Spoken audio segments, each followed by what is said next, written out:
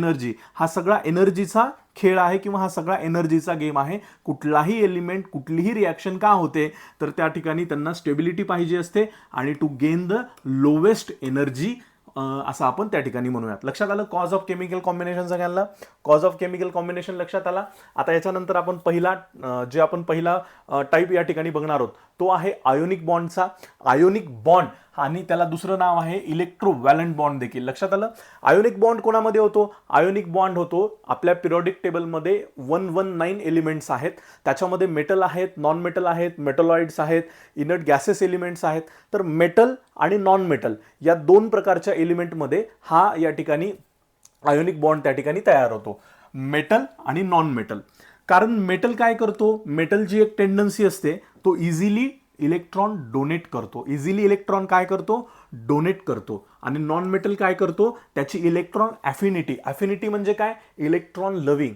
तो electron easily octet state complete करण्यासाठी तो इलेक्ट्रॉन इझिली घेतो. लक्षात आलं? मेटलची टेंडन्सी असते, तो इझिली इलेक्ट्रॉन डोनेट करतो आणि नॉन मेटल हा इलेक्ट्रॉन ॲफिनिटी असते, तो इझिली इलेक्ट्रॉन घेतो. आणि अशा पद्धतीनं मेटल आणि नॉन मेटल या दोन पासून आयोनिक बॉन्ड तयार होतात. आता या ठिकाणी मी उदाहरण द्यायचं, सगळ्यात सिंपल उदाहरण आहे, सगळ्यांना माहिती आहे. जर आपण या ठिकाणी एक्झाम्पल घेतलं तर Na हा या ठिकाणी आपण घेऊयात सोडियम, आणि परत दुसरा काय करूयात आपण या ठिकाणी Cl हे एक उदाहरण घेऊयात क्लोरीन. तर Na ॲटॉमिक नंबर किती आहे बेटा? 11 आहे, याचा 17 आहे.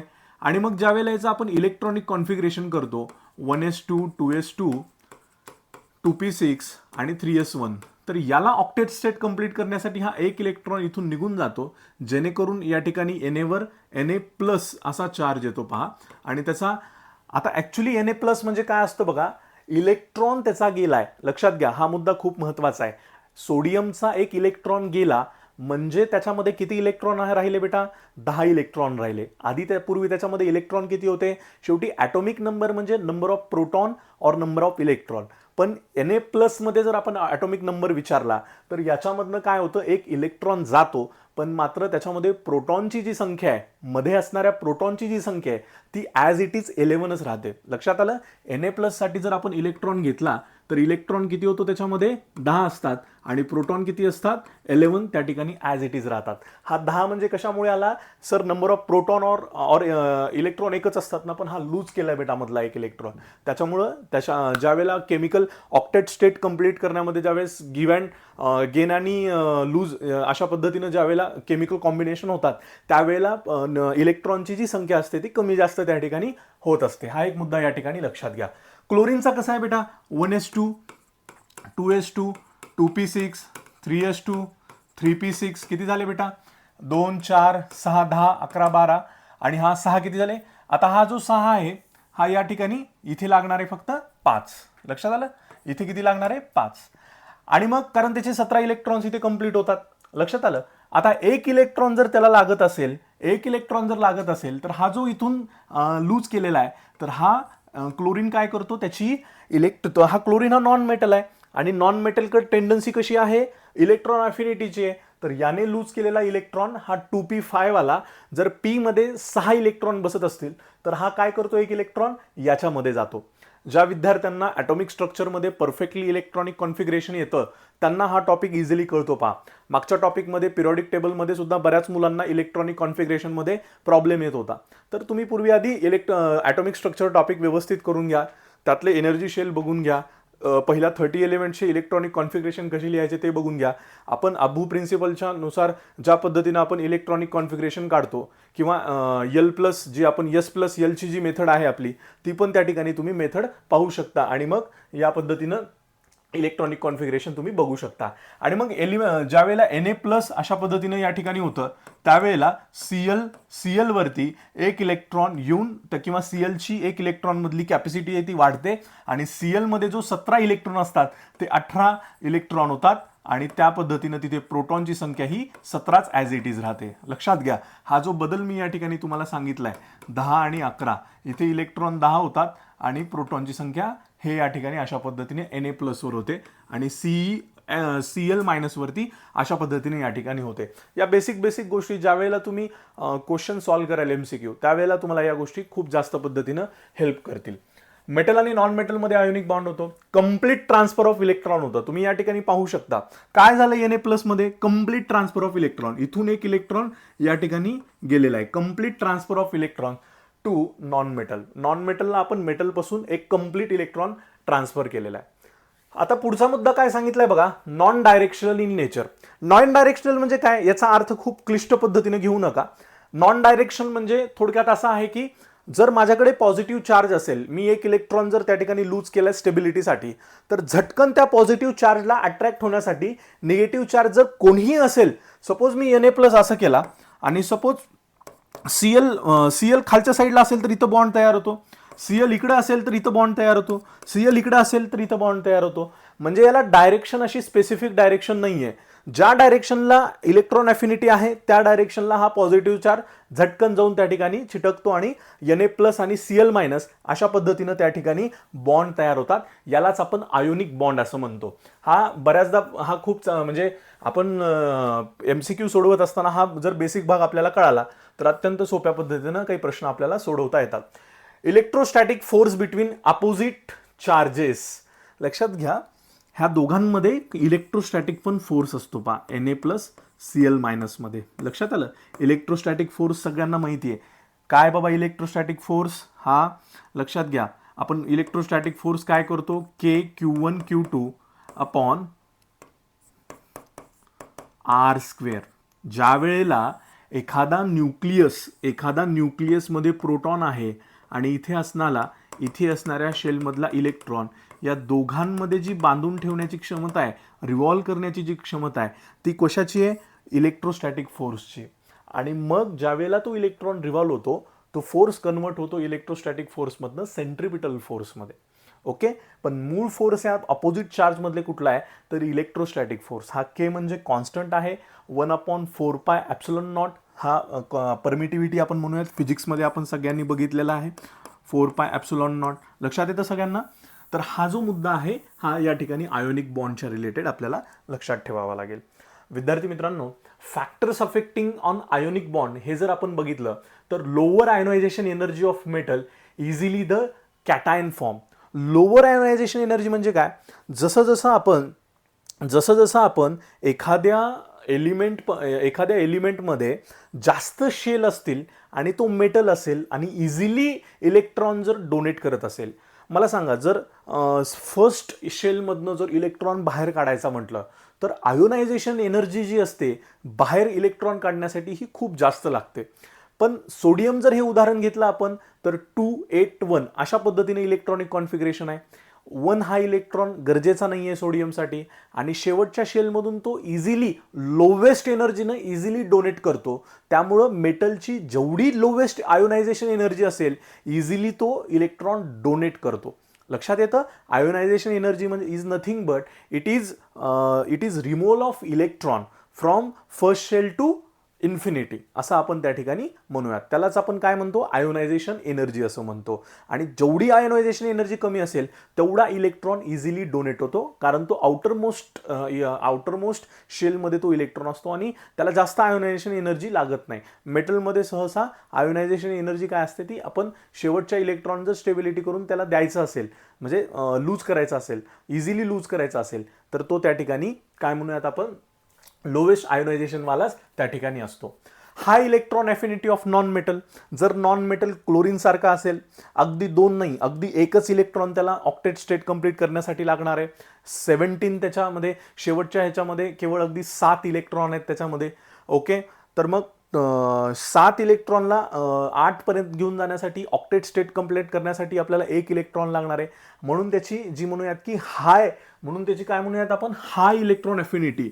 एकदम म्हणजे त्याला एकच इलेक्ट्रॉन मिळाला की तो कंप्लीट ऑक्टेट स्टेटमध्ये येणार आहे, म्हणजेच त्याची हाय इलेक्ट्रॉन अफिनिटी आहे ऑफ नॉन मेटल.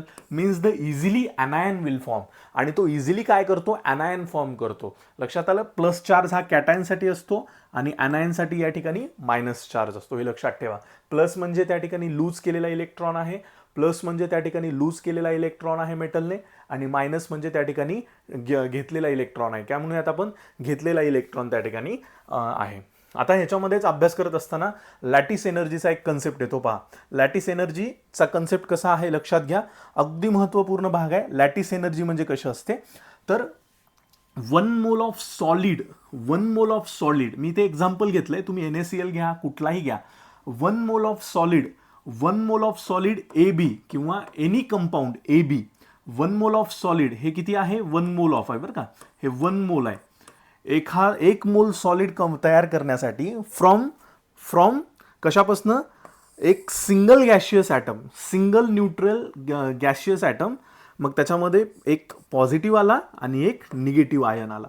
लक्षात घ्या, ज्या वेळेला एक AB हा सॉलिड AB तयार होतो कशापासून, सिंगल न्यूट्रल प्लस आयनपासून आणि मायनस आयनपासून, ते निर्माण होत असताना, म्हणजे या सिंगल गॅसियस ॲटम पासून निर्माण होत असताना, हा जो सॉलिड निर्माण होत असताना जी एनर्जी बाहेर आलेली आहे, जी एनर्जी एक्झर्ट झालेली आहे, त्याला आपण लॅटिस एनर्जी असं म्हणतो.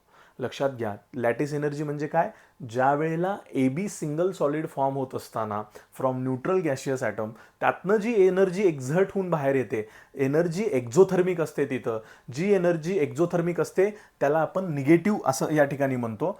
लक्षात घ्या, डेल्टा एच काय येतो या ठिकाणी, निगेटिव्ह येतो, आणि त्यालाच आपण एक्झोथर्मिक या ठिकाणी प्रोसेस म्हणतो. लॅटिस एनर्जी ही पॉझिटिव्ह पण असू शकते, निगेटिव्ह पण असू शकते. दोन सिंगल गॅसियस ॲटम पासून एक सॉलिड ज्या वेळेला बनतं त्यावेळेला निगेटिव्ह एक्झर्ट एनर्जी होते. But when we break down this 1 mole of solid into the single cation or anion gaseous neutral atom, that time energy positive असते. लक्षात आलं, त्यावेळेला डेल्टा एच काय असतो, पॉझिटिव्ह असतो, म्हणजे एंडोथर्मिक असतो. एनर्जी ज्या वेळेला पॉझिटिव्ह असते त्यावेळेस एंडोथर्मिक असते, ज्या वेळेला एनर्जी बाहेर येते एक्झर्टून त्यावेळेला काय म्हणूयात आपण, निगेटिव्ह असते. लक्षात घ्या विद्यार्थी मित्रांनो, अत्यंत बेसिक कन्सेप्ट आहे ते. लॅटिस एनर्जीचा या ठिकाणी तुम्हाला मी कन्सेप्ट सांगितलेला आहे. कळलं सगळ्यांना. लॅटिस एनर्जी तुमच्या एखाद्या एलिमेंटवर, तुमच्या एखाद्या न्यूट्रल गॅसियस ॲटमवर जेवढा जास्त चार्ज असेल तेवढी जास्त त्याची त्या ठिकाणी काय येते बेटा, तेवढी जास्त त्या ठिकाणी त्याची काय येते, लॅटिस एनर्जी येते. Means lattice energy is directly proportional to your charge and lattice energy inversely proportional to your radius. As we move from top to bottom in our periodic table, the radius will increases. Why? The shell number is increases. बरोबर आहे, shell number is increases. आणि जसं जसं आपण top to bottom जाऊ तसं तसं काय म्हणूयात, लॅटिस एनर्जी काय होते, जर आपण त्याचा शेल वाढत गेला किंवा त्याची रेडियस वाढत गेली तर लॅटिस एनर्जी त्या ठिकाणी कमी होते. इनडायरेक्टली प्रोपोर्शनल आहे 1/r ला. लक्षात आलं, 1/r ला इनडायरेक्टली प्रोपोर्शनल आहे. पण या ठिकाणी लॅटिस एनर्जी डायरेक्टली प्रोपोर्शनल आहे तुमच्या चार्जला. इथे मी उदाहरण पण या ठिकाणी घेतले पहा, NaF, Mg2f, Mg2f आणि Al3f. लक्षात आलं का, MgF2 त्याच्यानंतर AlF3. आता याच्यामध्ये बघा NaF, MgF2 आणि AlF3, हा Na वर एक पॉझिटिव्ह चार्ज आहे, Mg वर 2 पॉझिटिव्ह चार्ज आहेत आउटर मोस्टमध्ये. ठीक आहे, कारण हा 2 इलेक्ट्रॉन लूज करतो ना. लक्षात घ्या सर, हे पॉझिटिव्ह चार्ज कुठून यायला लागलेत, Mgचा ॲटॉमिक नंबर आहे 12, 1s2, 2s2, 2p6, 3s2. लक्षात आलं, हा जो 3s2 आहे हा कोण आहे बेटा, हा या ठिकाणी त्याची सर सेकंड शेल, अरे बेटा सेकंड शेल ही आहे. लक्षात आलं, सेकंड शेल ही आहे. थर्ड शेलला त्याला ऑक्टेट कंप्लीट करायला, सर इथे यसमध्ये कॅपॅसिटी त्याची 2 भरलेत ना इलेक्ट्रॉन्स, तसं नसतं. फर्स्ट शेल इथे आहे, सेकंड शेल इथे आहे, थर्ड शेलमध्ये परत त्याला त्या ठिकाणी त्याचे ऑक्टेट कंप्लीट करायचे. असा एकमेव एलिमेंट आहे हेलियम, ज्याला फक्त डुप्लेट कंप्लीट करावं लागतं. आणि त्यामुळेच हा ऑक्टेट स्टेट, हा ऑक्टेटचा तो फेल्युअर, ऑक्टेट रूलचा तो एक फेल्युअर पॉईंट आहे की हेलियम हा एक्सेप्शनली एलिमेंट असा असतो की तो स्टेबल होतो 1s2 मध्येच, कारण त्याला त्याची डुप्लेट कंप्लीट करावे लागते फक्त. कळतं सगळ्यांना. तर हा जो Mg आहे, तर हा 2 इलेक्ट्रॉन स्टेबल होण्यासाठी, कारण इथे 6 आणि 2 दुसऱ्या शेलमध्ये 8 ऑक्टेट कंप्लीट होतं आणि त्यामुळे हा 2 या ठिकाणी प्लस चार्ज येतात. Al ते त्याचमध्ये. आता इथे सांगायचा मुद्दा काय की चार्ज जेवढा जास्त तेवढी त्याची लॅटिस एनर्जी जास्त. सपोज क्वेश्चन तुम्हाला NaF, MgF2 आणि AlF3 असा जर आला तर तुम्हाला डायरेक्ट हा क्वेश्चन या ठिकाणी अशा पद्धतीनं करता आला पाहिजे, कारण हा या ठिकाणी F तर सेमच आहे, फ्लोरीन तर सेमच आहे. लक्षात आलं, फ्लोरीन कोण आहे, तो ॲनायन आहे. कॅटायनमध्ये कोण आहेत, कॅटायनमध्ये बघा Na आहे, Mg आहे, Al आहे, आणि मग जेवढा जास्त कॅटायनचा चार्ज तेवढी जास्त त्याची लॅटिस एनर्जी, असं या ठिकाणी म्हणूयात आपण. लॅटिस एनर्जीचा कन्सेप्ट लक्षात आला. मगाशी 1 मोल ऑफ सॉलिड कसं तयार होतं सांगितलं, फ्रॉम न्यूट्रल गॅशियस ॲटम. हे सगळं करत असताना थोडंसं थोडक्यात पिरियॉडिक टेबल देखील आपल्याला माहिती असणं खूप गरजेचं आहे. आणि मग एक एक चॅप्टर आपले होत गेले की आपल्याला MCQची प्रॅक्टिस जर आपण करत गेलो, एकदा कन्सेप्ट क्लिअर झाल्यानंतर तुम्ही MCQ सोडवायला लागा.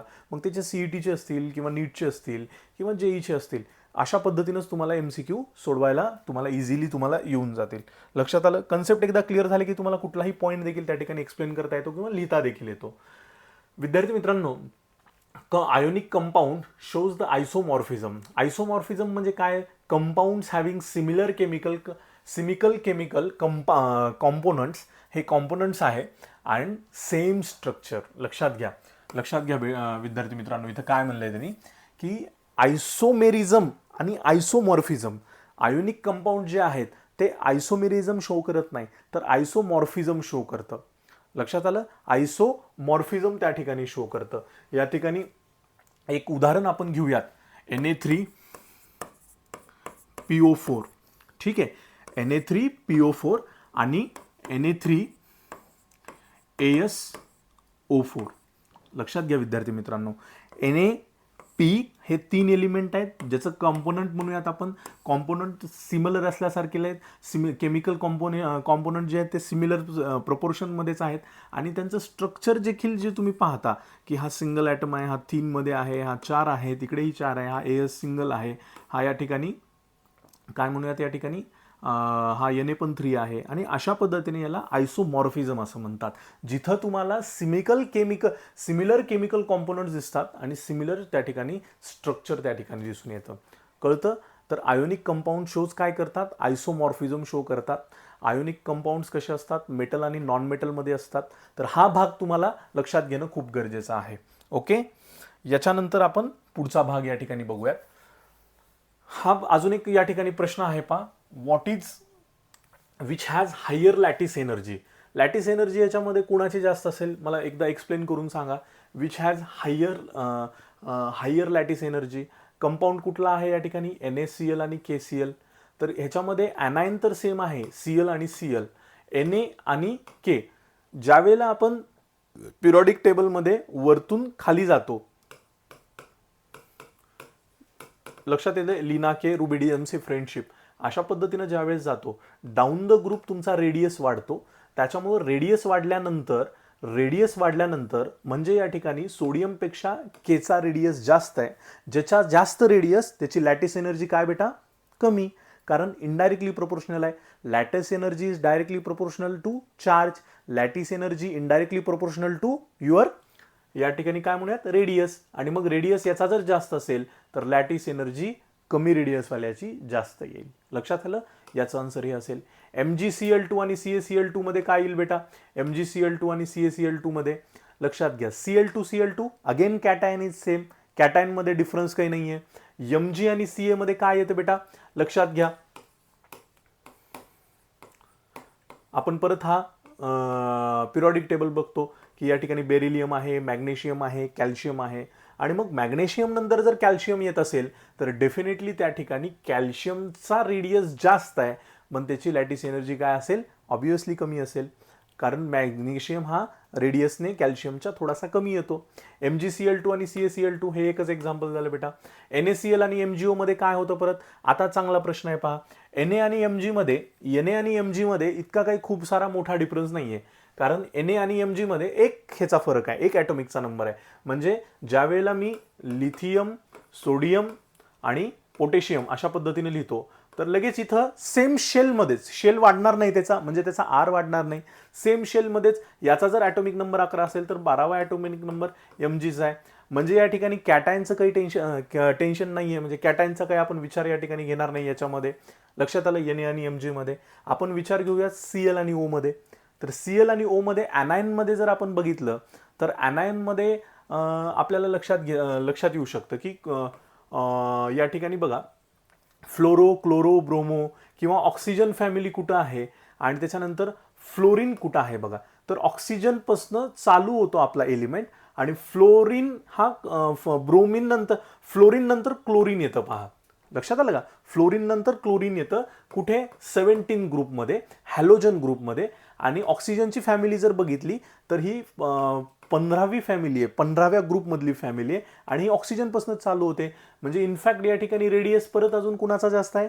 क्लोरीनचा जास्त आहे. लक्षात आलं? इनफॅक्ट अजून रेडियस कुणाचा जास्त आहे? क्लोरीनचा जास्त आहे. आणि रेडियस जर या ठिकाणी क्लोरीनचा जास्त असेल तर ऑब्व्हियसली मग या ठिकाणी MgO याची लॅटिस एनर्जी आपण काय म्हणूयात?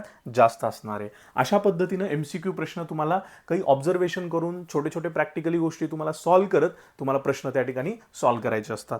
ओके, याच्यानंतर आपण पुढचा मुद्दा या ठिकाणी बघूयात, लॅटिस एनर्जी. लॅटिस एनर्जीमध्ये बऱ्याचदा मुलं काय म्हणतात, सर लॅटिस एनर्जीचं काही अशी मेथड आहे का की लॅटिस एनर्जी आपण मेजर करू शकू?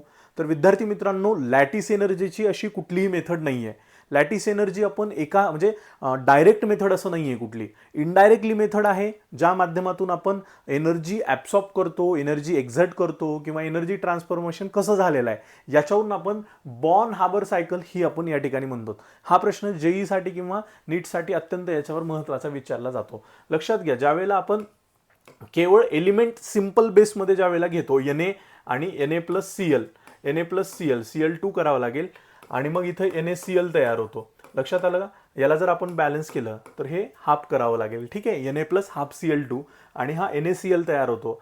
विद्यार्थी मित्रांनो, हा ज्या वेळेला तयार होतो ना याला हीट ऑफ फॉर्मेशन म्हणतात. लक्षात घ्या, ज्या वेळेला सिंगल न्यूट्रल गॅसियस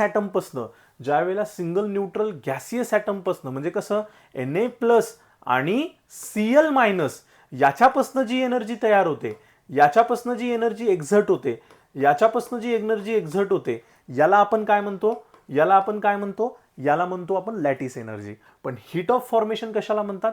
सिंपल जर एलिमेंट घेतला आपण आणि त्याच्यापासून जर आपण त्या ठिकाणी NaCl तयार केला तर त्याला हीट ऑफ फॉर्मेशन असं म्हणतात. काय म्हणतात बेटा? Heat of formation. मग सर आपल्याकडे तर असा आयन्स ऑलरेडी प्रेझेंट नसतात, कुठलाच आयन्समध्ये कुठलाच एलिमेंट त्या ठिकाणी अस्तित्वात नाही आहे किंवा नसतोच. मग याला कसं केलं जातं?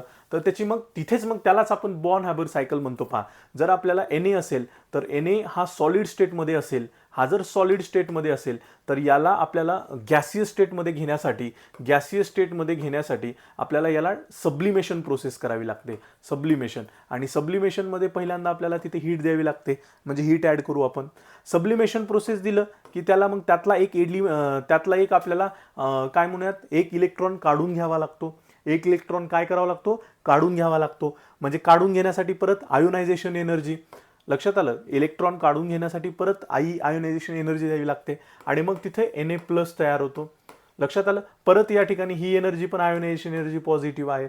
आणि मग हा Na+ तयार झाला की इथे Cl2- मध्ये काय करावं लागेल? इथं Cl करण्यासाठी किंवा Cl गॅसियस ॲटम, कारण आधी गॅसियस ॲटम आणावं लागेल ना, तर या ठिकाणी आपल्याला डिसोसिएशन, कारण हे Cl2 आहे, डिसोसिएशन एनर्जी करावी लागेल. याला तोडावं लागेल या Cl2ला आणि हे डिवायडेड बाय 2 करावं लागेल. ही पण डिसोसिएशन एनर्जी पॉझिटिव्ह असेल.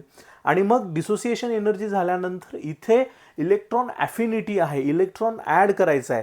आणि मग इलेक्ट्रॉन ॲड करायचा असेल तर या ठिकाणी निगेटिव्ह एनर्जी या ठिकाणी द्यावी लागेल, म्हणजे Cl- तयार होतं. यालाच आपण काय म्हणतो? बॉर्न हार्बर सायकल असं म्हणतो. लक्षात घ्या. आणि मग या ठिकाणी Na+Cl याच्यापासनं या ठिकाणी काय होतं बेटा? लॅटिस एनर्जी होते निर्माण. लक्षात आलं सगळ्यांना? अशा पद्धतीनं अप्रॉक्स आपल्याला इनडायरेक्टली एक मेथड आहे ज्या पद्धतीनं आपण मग ही लॅटिस एनर्जी त्या ठिकाणी कॅल्क्युलेट करू शकतो. कळतं सर्वांना? ज्या पद्धतीनं आपण लॅटिस एनर्जी ΔH या ठिकाणी आपण कॅल्क्युलेट त्या ठिकाणी करू शकतो. कळलं सगळ्यांना विद्यार्थी मित्रांनो? अत्यंत व्यवस्थितपणे त्या ठिकाणी थोडंसं बघून घ्या. बघा, या ठिकाणी ना मी काही स्ट्रक्चर दिलेले आहेत, लेविस डॉट स्ट्रक्चर. पहिल्यांदा NaClचं काय दिले रे बेटा? या ठिकाणी NaClचं मी तुम्हाला अजून एक पेज घेऊ आपण या ठिकाणी NaClसाठी आणि त्या पेजवरती आपण बघूयात. इथे डायरेक्ट आपल्या नोट्समधलंच एक पेज आलेलं आहे. तर एक पेज घेऊन आपण बघूयात की lattice energy Lewis dot structure जे असतात ते नेमके कसे असतात. तर विद्यार्थी मित्रांनो बघा, लेविस डॉट स्ट्रक्चर आपण बघत असताना तुम्हाला कुठलंही एखादं स्ट्रक्चर ड्रॉ करा किंवा त्याच्यामध्ये इलेक्ट्रॉन किती आहेत, कसं आहेत ते जर आपल्याला माहिती करायचं असेल, Lewis dot structure same simple आहे. आपण NaClचं सिंपल एक्झाम्पल बघूयात. Na मध्ये लास्ट ऑर्बिटमधला जो इलेक्ट्रॉन आहे तो आपण या ठिकाणी हे करायचा, ड्रॉ करायचा, ज्याला मी अशा पद्धतीनं ड्रॉ केलं. त्याच्यानंतर Cl मध्ये जे इलेक्ट्रॉन्स आहेत ते किती आहेत बेटा? शेवटचे इलेक्ट्रॉन Cl मध्ये 7 आहेत. लास्ट व्हॅलेन्स शेल मधले 1 2 3 4 5 6 आणि शेवटचा 7. आता याला जर ऑक्टेट स्टेट कंप्लीट करायची असेल, कोणाला? याला, तर काय करेल हा? अशा पद्धतीनं हे इलेक्ट्रॉन या ठिकाणी त्याचा काय म्हणूयात, तो इलेक्ट्रॉन त्या ठिकाणी ॲक्वायर करेल. ओके. आणि मग ही NaClचं जे काही लेविस डॉट स्ट्रक्चर आहे सिंपल अशा पद्धतीनं त्या ठिकाणी ड्रॉ होतं. CaO मध्ये जरी आपण बघितलं CaO, तर CaO मध्ये काय होतं? CA मध्ये शेवटच्या ह्याच्यामध्ये किती इलेक्ट्रॉन आहेत? 2 इलेक्ट्रॉन आहेत लास्ट ऑर्बिटमध्ये व्हॅलेन्स शेलमध्ये. ऑक्सिजनमध्ये किती आहेत बेटा? 6 आहेत. ऑक्सिजनमध्ये 6 आहेत. ज्याला शेवटी कंप्लीट करण्यासाठी ऑक्टेट स्टेट कंप्लीट करण्यासाठी 2 लागणार आहेत. तर या ठिकाणी अशा पद्धतीने अटॅच होतात. कळलं तुम्हाला? अशा पद्धतीने या ठिकाणी अटॅच होतात. तुम्ही इथं दाखवू शकता किंवा मग हे फक्त इथं जरी दाखवलात तरी ते तुम्हाला लेविस डॉट स्ट्रक्चर त्या ठिकाणी काढता येईल. सिंपल लेविस डॉट स्ट्रक्चर अशा पद्धतीनं आहे. एक एक भाग सिंपल पद्धतीनं मी समजून सांगतोय, तो ऐकून घ्या. बऱ्याचदा काय होतं की आपण कन्सेप्ट समजून न घेतल्यामुळे आपल्याला केमिस्ट्री खूप अवघड वाटायला लागतं, किंवा केमिस्ट्री एकदा अवघड वाटायला लागली की मग फिजिकल केमिस्ट्री अवघड जातं, इनऑर्गॅनिक केमिस्ट्री अवघड जातं, ऑर्गॅनिक केमिस्ट्री अवघड जातं आणि कुठल्याच चॅप्टरचा मग आपल्याला ताळमेळ त्या ठिकाणी लागत नाही. त्यामुळे प्रत्येक भाग बघत असताना एकूण एक चॅप्टरचा मी 11ची पण सिरीज कंप्लीट केलेली आहे, 12ची पण सिरीज कंप्लीट केलेली आहे. ती सिरीज थोडंसं व्यवस्थित तुम्ही बघून जर घेतलात तर तुम्हाला बराच तो भाग जो आहे तो त्या ठिकाणी लक्षात येईल. लक्षात आलं? MgCl2चं पण बेटा MgCl2 मध्ये कसं असेल? MG मध्ये लक्षात घ्या बेटा, MgCl2 मध्ये कसं असेल? या ठिकाणी MgCl2 मध्ये पण सेम आपल्याला त्या ठिकाणी ड्रॉ करता येईल स्ट्रक्चर. MgCl2 मध्ये पण आपल्याला सेम अशा पद्धतीनं ड्रॉ करता येईल. कसं करता येईल रे? लक्षात घ्या. Cl Mgचा एकच मॉलिक्यूल आहे आणि या ठिकाणी जर सपोज 2 इलेक्ट्रॉन असतील, पण Clचे जर 2 असतील तर या ठिकाणी एक Cl करता येईल, या ठिकाणी एक Cl करता येईल. याच्या आउटरमोस्टमध्ये 7 आहेत, याच्या आउटरमोस्टमध्ये 7 आहेत, याच्या आउटरमोस्टमध्ये 7 आहेत, याच्या आउटरमोस्टमध्ये 7 आहेत आणि मग एक इलेक्ट्रॉन इकडे दिला जाईल, एक इलेक्ट्रॉन इकडे दिला जाईल. बस एवढंच त्याचं लेविस डॉट स्ट्रक्चर जे आहे ते अशा पद्धतीनं सिंपल पद्धतीनं त्या ठिकाणी काढता येईल. कळलं सगळ्यांना विद्यार्थी मित्रांनो? कळलं सगळ्यांना? Na2S हे पण अशा पद्धतीनंच काढता येतं. तर ते स्ट्रक्चर तुम्ही एकदा काढून घेऊ शकता किंवा काढून पाहू शकता. आता हे सगळं करत असताना आयोनिक कंपाऊंड आपण पहिला जो प्रकार बघितला केमिकल बॉन्डिंगमधला, केमिकल बॉन्ड म्हणजे नेमका बघितला की केमिकल बॉन्ड म्हणजे काही नाही, फोर्स ऑफ अट्रॅक्शन असतं, एक स्ट्रॉंग बॉन्ड असतो 2 एलिमेंटमधला, 2 मॉलिक्यूलमधला. आपण इंटर ॲटॉमिकमधला हा टाईप बघतोय कुठला? आयोनिक बॉन्डचा. तर आयोनिक बॉन्डमध्ये आपण आयोनिक बॉन्ड कसा असतो, कुठल्या एलिमेंटमध्ये होतो किंवा मेटल नॉन मेटलमध्ये कसा होतो हे आपण या ठिकाणी पाहिलं. आता हे पाहत असताना कोव्हॅलंट कॅरेक्टर फजान्स रूल म्हणून आपल्याला त्या ठिकाणी एक रूल बघायचा आहे. सिंपल रूल आहे. फजान्स रूल म्हणजे काय असतं की एखादा आयोनिक बॉन्ड आहे, त्या आयोनिक बॉन्डमध्ये कोव्हॅलंट कॅरेक्टर जर आलं असेल, थोडंफार कोव्हॅलंट कॅरेक्टर जर असेल, कोव्हॅलंट कॅरेक्टर म्हणजे काय असतं?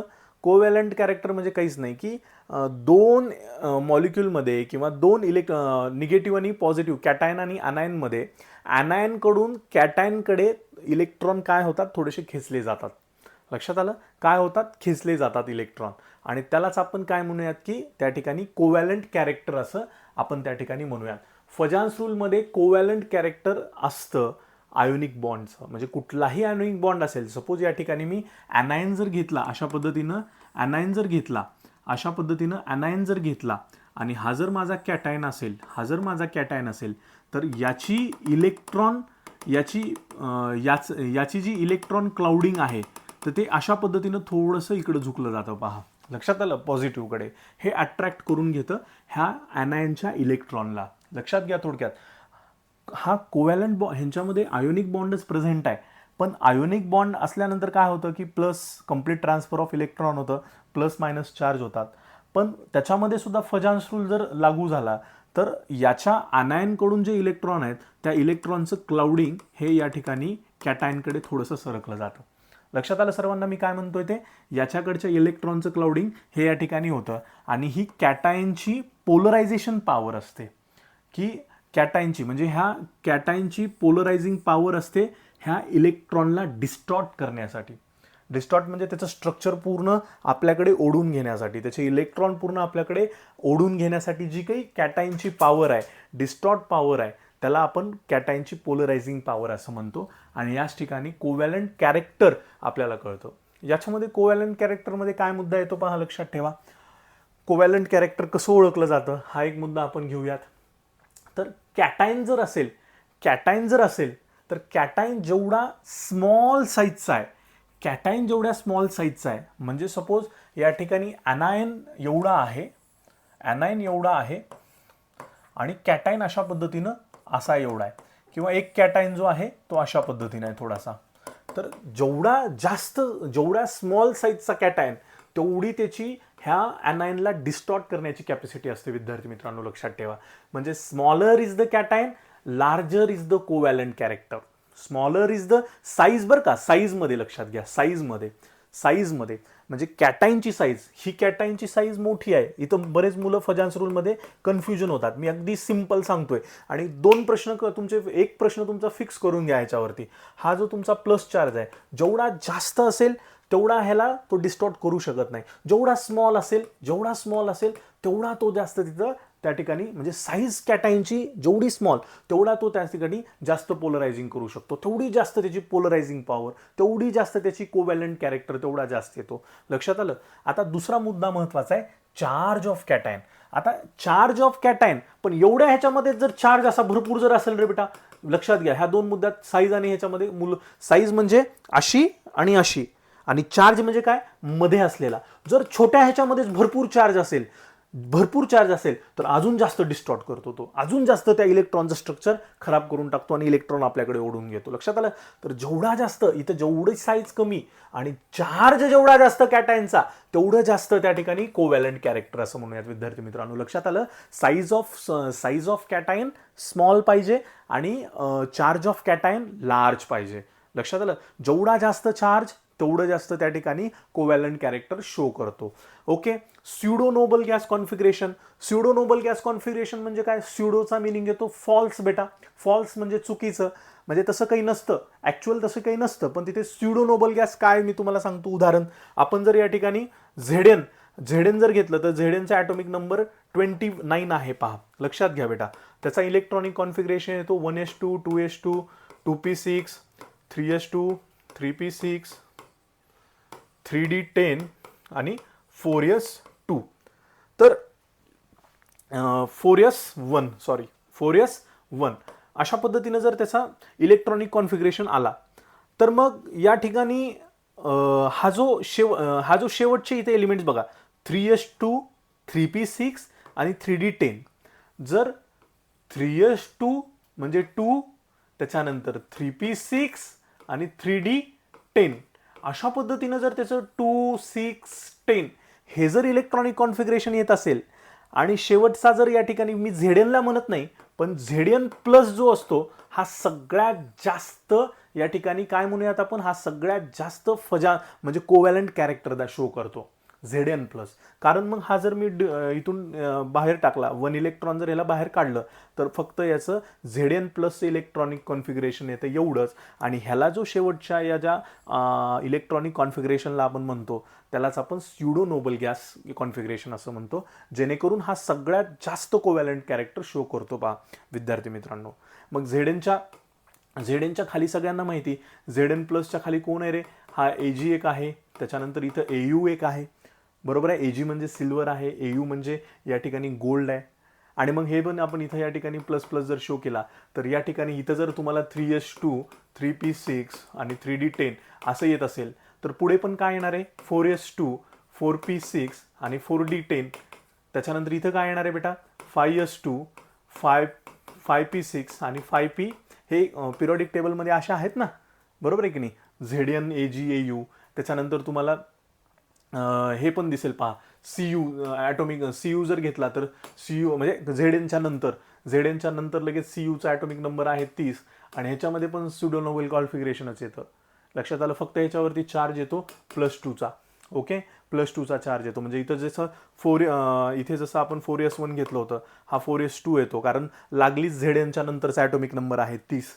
त्यामुळे हा इथला कॉन्फिगरेशन काय होईल, 4s2 होईल ना विद्यार्थी मित्रांनो. 4s1च्या ऐवजी 4s2 होईल, कारण एकच इलेक्ट्रॉन इथे एकच इलेक्ट्रॉन बसतो ह्याच्यामध्ये Zn मध्ये. तर Cu एक वाढला म्हणजे त्या ठिकाणी मग ते 2 इलेक्ट्रॉन तो काय करतो, लूज करतो. मग Cuच्या खाली कॅन्डियम आहे, Hg आहे, आणि मग सेम ह्याच पद्धतीनं ते पण या ठिकाणी 3s2च्या जागी ते अशा पद्धतीनं इलेक्ट्रॉनिक कॉन्फिगरेशन शो करतात. याला म्हणतो आपण स्युडो नोबल गॅस कॉन्फिगरेशन. लक्षात आलं विद्यार्थी मित्रांनो, स्युडो नोबल गॅस कॉन्फिगरेशन म्हणजे काय, लक्षात आलं. लक्षात घ्या, हे जे हा जो रूल आहे हा कशासाठी त्या ठिकाणी मी कॅटायनचा समजून सांगितला तुम्हाला.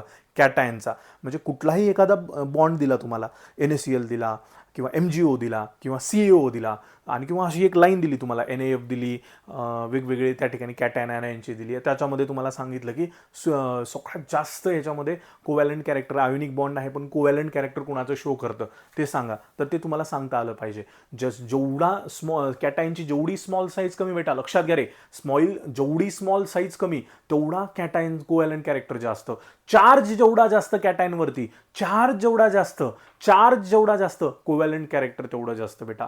चार्ज जेवढं जास्त कोव्हॅलंट कॅरेक्टर तेवढा जास्त. लक्षात आलं. त्याच्यानंतर तिसरा कुठला, स्युडो नोबल गॅसचा विचारला आपण, बघितला आपण. आता ह्याच्यानंतर पुढचा पण पॉईंट कुठला आहे, ॲनायनचा घ्या, कॅटायनचा घेतला. जसं ॲनायनचा जेवढा जास्त ॲनायन मी म्हणलं ना, जेवढा जास्त ॲनायन तेवढा आपण काय म्हणूयात कोव्हॅलंट कॅरेक्टर, तेवढं तो कॅटायन काय करतो, डिस्टॉर्ट करून घेतो त्या इलेक्ट्रॉन्सला. त्यामुळे लार्जर नंबर ऑफ द ॲनायन आपण म्हणूयात कोव्हॅलंट कॅरेक्टर इज मोर.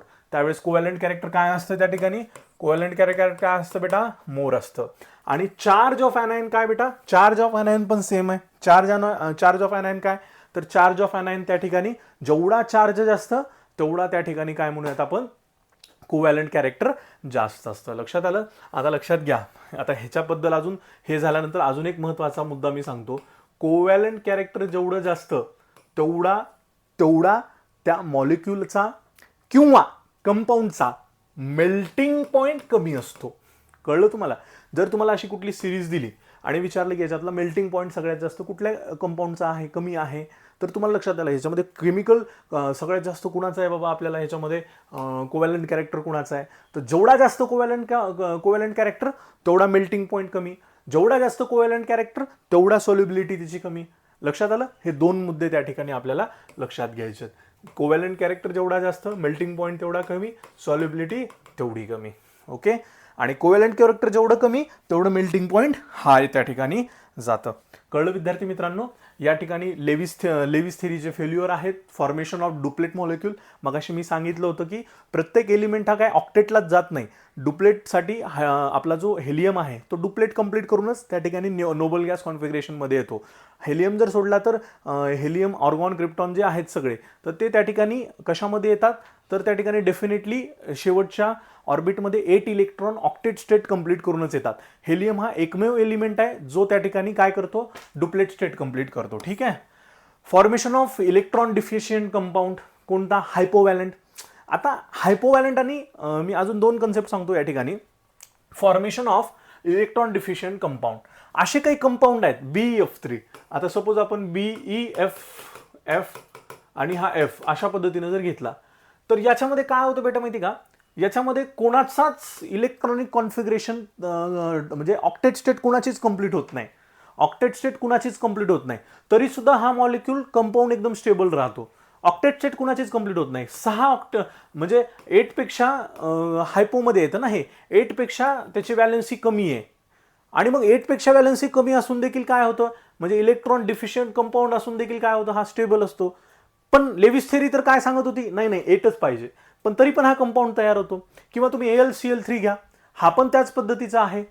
आणि जिथे 8 इलेक्ट्रॉन नसताना देखील, कमी इलेक्ट्रॉन असताना देखील जिथं कंपाऊंड तयार झालेला आहे त्याला आपण हायपोव्हॅलंट कंपाऊंड असं म्हणतो. आणि ते एक एक्सेप्शन होतं लेविसचं. जसं लेविस थेरीने एक अलाव केलं होतं पहा, की असे काही कंपाऊंड आहेत PCl5 ज्याची फॉस्फरसची या ठिकाणी व्हॅलन्सी 5 आहे. आणि मग फॉस्फरसची 5 जर असेल तर मग क्लोरीनला 5 क्लोरीन जोडलेत, म्हणजे क्लोरीनची पुन्हा 10 झाली ती टोटल. आणि तरी देखील मग ते क्लोरीनला काय केलेलं आहे, तरी पण PCl5 एलिमेंट हा तयार झालेला आहे पहा. किंवा IF6 आपण धरूयात, लक्षात आलं, IF6 असेल. तर हे जे एलिमेंट्स आहेत, हे एलिमेंट या ठिकाणी कसं काय, म्हणजे हे कंपाऊंड कसं काय तयार झाले, तर याला काय म्हणूया, त्याला सुपर ऑक्टेट कंपाऊंड असं म्हणतात, याला हायपोव्हॅलंट असं. फक्त कधी प्रश्न आला तर म्हणून मी तो कन्सेप्ट तुम्हाला सांगितलाय की हायपोव्हॅलंट आणि हायपरव्हॅलंटचा लक्षात ठेवा. लक्षात आलं विद्यार्थी मित्रांनो? तर आपण याच्यानंतर पुढचा भाग लगेच आपण स्टार्ट करूयात. ठीक आहे, पुढचा भाग बघूयात आपण याच्यानंतर. पुढची